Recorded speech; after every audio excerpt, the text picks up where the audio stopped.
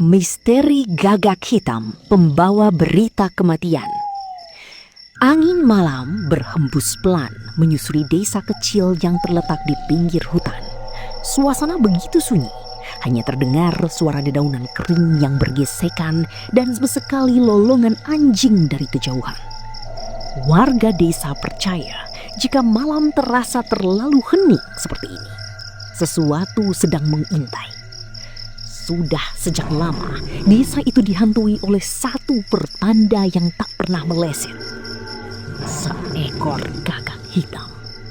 Bukan gagak biasa.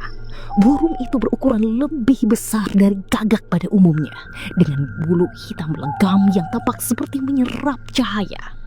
Matanya merah samar, seolah menyala dalam gelap. Ia selalu datang menjelang tengah malam dan hanya muncul di satu tempat, atap rumah seseorang. Dan keesokan harinya, penghuni rumah itu akan meninggal. Awalnya warga menganggap itu hanya kebetulan, namun kejadian demi kejadian membuat mereka tak bisa lagi mengingkarinya. Setiap kali suara karak dari gagak itu terdengar di atas genteng, tangis akan pecah di pagi hari. Malam itu, giliran rumah Pak Wiryo yang didatangi. Seorang lelaki tua yang dikenal sehat dan jarang sakit. Ia bahkan masih terlihat berkebun sore tadi, menyapa tetangga dengan senyum ramahnya. Tak ada yang menyangka apapun akan terjadi. Namun sekitar pukul 12 malam, suara itu terdengar. Kerak, kerak. Anjing-anjing langsung menggonggong liar. Lampu-lampu rumah warga mulai menyala. Beberapa orang mengintip dari balik jendela. Wajah mereka pucat pasi. Di atas rumah Pak Wiryo, gagak hitam itu bertengger diam, menatap ke bawah seolah menunggu sesuatu. Tak ada yang berani mendekat. Pak Wiryo sendiri terbangun dari tidurnya. Ia mendengar suara aneh di atas atap. Perlahan ia bangkit, mengambil senter, lalu membuka pintu depan. Udara malam terasa dingin menusuk. Saat ia melangkah keluar, suara gagak itu berhenti. Sunyi. Pak Wiryo mengarahkan senter ke atas, dan saat cahaya menyentuh sosok itu, gagak tersebut menoleh perlahan. Mata merahnya menatap lurus ke arah Pak Wiryo. Detik itu juga tubuh Pak Wiryo terasa kaku. Ia ingin berteriak, tapi suaranya tertahan di tenggorokan. Kakinya tak bisa bergerak, nafasnya terasa berat, seolah ada sesuatu yang mencengkeram jiwanya dari dalam. Gagak itu membuka paruhnya, namun bukan suara burung yang keluar, melainkan suara lirih seperti bisikan manusia. Waktumu sudah tiba. Senter di tangan Pak Wiryo jatuh ke tanah. Tubuhnya ambruk begitu saja di depan rumahnya. Pagi harinya, warga menemukan Pak Wiryo sudah tak bernyawa. Tak ada luka, tak ada tanda penyakit. Wajahnya hanya membeku dalam ekspresi ketakutan yang tak bisa dijelaskan. Dan di atas genteng rumah itu, hanya tersisa selai bulu hitam yang pelan terbawa angin. Sejak saat itu, teror semakin menjadi. Gagak itu tak lagi datang sendirian.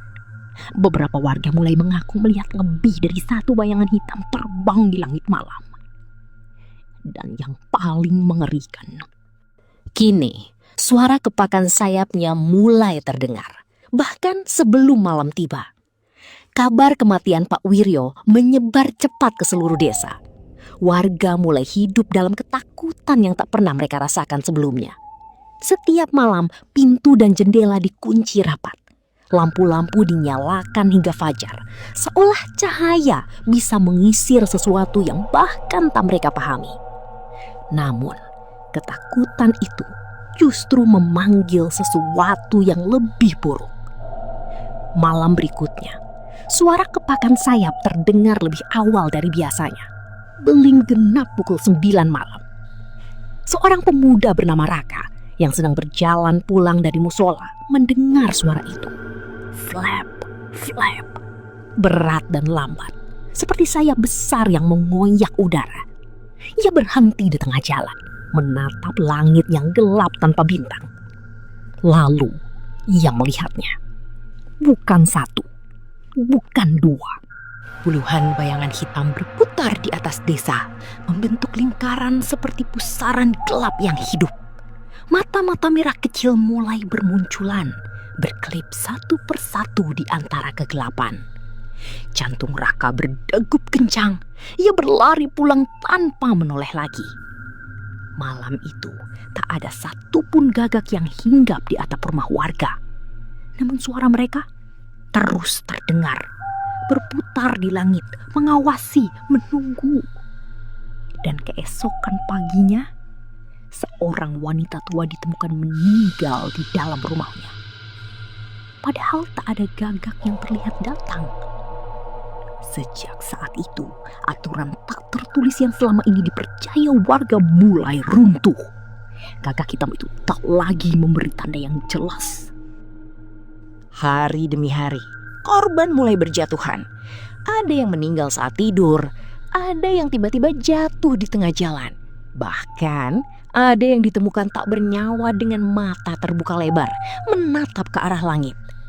Seolah mereka semua melihat sesuatu sebelum ajal menjemput. Raka mulai dihantui rasa bersalah. Malam saat ia melihat kawanan gagak itu, ia merasa seperti telah menyaksikan awal dari sesuatu yang jauh lebih besar. Sesuatu yang kini tak bisa dihentikan. Ia mencoba mencari jawaban. Suatu sore, ia mendatangi rumah kosong di ujung desa. Rumah tua milik seorang dukun yang sudah lama meninggal. Konon, orang tua itu dulu pernah memperingatkan tentang penjaga kematian yang terbang di langit. Dengan tangan gemetar, Raka membuka pintu rumah itu. Debu tebal menyelimuti setiap sudut. Bau lembab dan anyir memenuhi udara. Ia berjalan perlahan hingga menemukan sebuah meja kayu tua dengan buku-buku usang di atasnya. Salah satu buku terbuka. Halaman itu dipenuhi tulisan tangan yang berantakan, seolah ditulis dengan tergesa-gesa. Jika gagak hitam datang lebih dari satu, maka mereka bukan lagi pertanda, tapi penjemput. Nafas Raka tercekat. Ia membalik halaman berikutnya. Terdapat gambar makhluk menyerupai gagak, namun dengan bentuk yang jauh lebih besar dan mengerikan. Sayapnya terbentang lebar, matanya menyala terang, dan di sekelilingnya bayangan manusia yang jatuh satu persatu. Di bawah gambar itu tertulis satu kalimat: mereka akan mengambil, bukan menyunggu. Tiba-tiba suara kepakan sayap terdengar dari apas rumah itu. Flap, fuap. Raka membeku. Perlahan suara itu berhenti tepat di atas kepalanya. Lalu terdengar suara cakaran menggesek-gesek atap kayu tua. Krek, krek, krek. Debu mulai berjatuhan dari langit-langit. Raka menelan ludah. Dan saat ia mendongak, sesuatu menembus atap rumah itu. Bukan sekedar paruh, tapi kepala gagak raksasa dengan mata merah menyala menatap lurus ke arahnya dari lubang yang menganga. Paruhnya terbuka perlahan, dan lagi-lagi suara itu keluar. Bukan suara burung, melainkan suara manusia yang kini terdengar lebih jelas. Kaulah yang melihat kami pertama kali. Suara itu menggema di dalam kepala Raka, bukan sekedar terdengar di telinga. Tubuhnya kaku, seolah seluruh sarafnya membeku dalam ketakutan yang tak bisa dilawan. Makhluk itu semakin masuk, merobek atap rumah tua dengan mudah. Sayap hitamnya yang besar mengembang, memenuhi ruangan sempit itu. Bau anyir menyeruak seperti tanah kuburan yang baru digali. Raka mundur perlahan, napasnya tersengal. Kenapa aku? Bisiknya gemetar. Makhluk gagak itu menundukkan kepalanya, mendekat hingga jaraknya hanya beberapa senti dari wajah Raka. Mata merahnya menyorot tajam seperti menembus pikiran. Karena kau melihat dan tidak menutup mata. Tiba-tiba bayangan-bayangan hitam bermunculan di sudut ruangan. Satu persatu sosok manusia terlihat.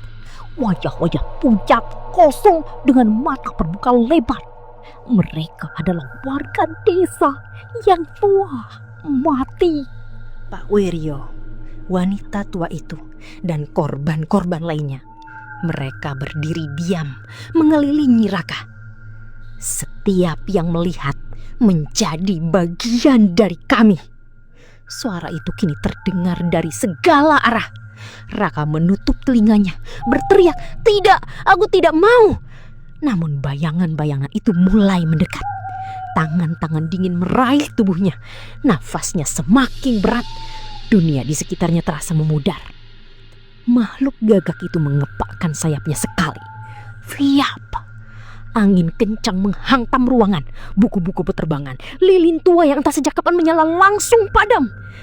Dan dalam kegelapan itu, suara terakhir terdengar. Tak ada yang bisa lari dari yang sudah ditandai. Keesokan harinya, warga menemukan rumah tua itu dalam keadaan hancur sebagian. Atapnya bolong besar seperti diterjang sesuatu dari atas. Di dalamnya, Raka tergeletak tak bernyawa. Matanya terbuka lebar, menatap kosong ke arah lubang di atap.